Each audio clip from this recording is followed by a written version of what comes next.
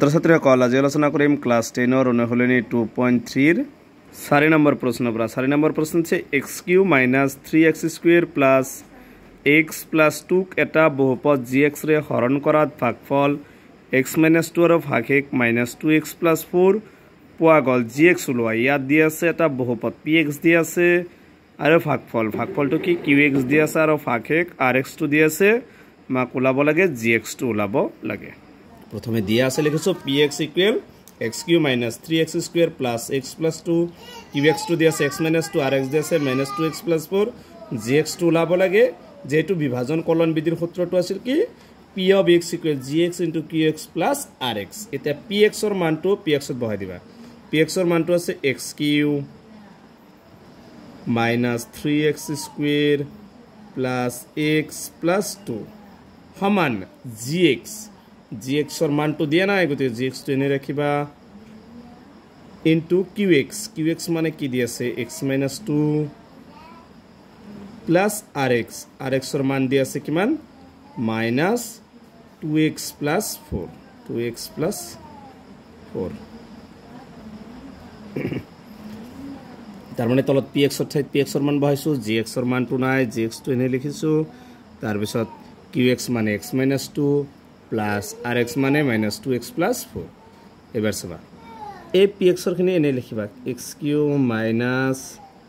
3x² + x + 2 এবাৰ এইফালে এইখিনি লৈ ফাইফালে এই প্লাস এনে কি হ'ব মাইনাস টো সমান চিহ্ন ইফালে লিখিব +2x +++ 4 টো ইফালে লিখিব -4 ইফালে কি থাকিল g of x into x - 2 এবাৰ এই gx ৰ লগত x - 2 কি আছে ইফালে পূৰণ হৈ আছে যদি সমান চিহ্নৰ ইফালে কি হ'ব হৰণ হৈ যাব আৰু ইফালে থাকিব x³ - 3x² ইয়া দুটা x আৰু এটা x কেইটা x হ'ব টোটাল তিনিটা x হ'ব +3x +7 আছে -4 পৰা 2 গলে 2 -2 আর ইফালে থাকিল gx যেহেতু x - 2 টি ইফালে পূরণ হয়েছে ইফালে হইছে কি আছে হরণ gx এর মান ওলাব লাগব gx এর মানটো কি কৰিব লাগিব এটো দি এখিনি হৰণ কৰিব লাগিব সবা x³ ওপৰত আছে -3x² + 3x - 2 ইয়াক কি হেৰে হৰণ কৰিব লাগিব x - 2 ৰে হৰণ কৰিব লাগিব x - 2 ৰে এখিনি হৰণ কৰিম ওপৰখিনি লিখিছো ভিতৰত আৰু তলৰখিনি বাহিৰত ইয়াত x এটা ইয়াত তিনিটা মানে কি লাগিব x² দিয়াৰ লগে x হৈ যাব -2 লগত x² টো পূৰণ হ'ব 2x² এটো মাইনাস কৰি লাগিব কেনসেল হৈ যাব দুটা প্লাস আছে এবাৰ চাবা এটো এটা মাইনাস ধৰি লবা মাইনাস আছে প্লাস আছে মাইনাস ডাঙৰটোত মাইনাস আছে মাইনাস তিনিটা x ৰ পৰা দুটা গলে এটা x² বাকিখিনি নমাই না কি আছে +3x - 2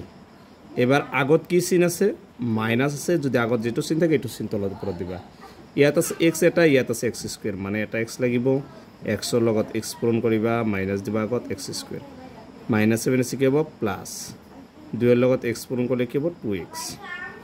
এবাৰ মাইনাস কৰিবা এখিনিক তিনটা x ৰ পৰা দুটা গলে কেইটা থাকিব এটা x -2 তাৰপিছত ইয়াত x আছে ইয়াতো x আছে দুটা এক আছে আগত একো নাই মানে কি চিন আছে প্লাস গতিকে ওপৰত এটা কি দিবা প্লাস দিবা যদি দুটা এক চিন থাকে আৰু কি কৰিবা 1 দিবা x ৰ লগত এটা 1 পূৰণ কৰিলে কি হ'ব x - প্লাস মাইনাস 1 2 গুণ 2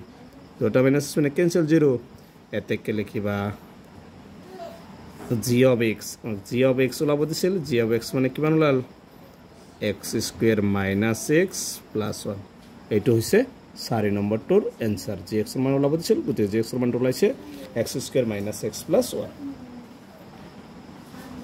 গতিকে আজিৰ ভিডিওটো এখিনেই ইয়াৰ পিছৰ ভিডিওত 5 নম্বৰ প্ৰশ্নৰ পৰা আলোচনা কৰিম আপোনালোকে ভিডিওটো লাইক কৰিবা চেনেলটো সাবস্ক্ৰাইব কৰিবা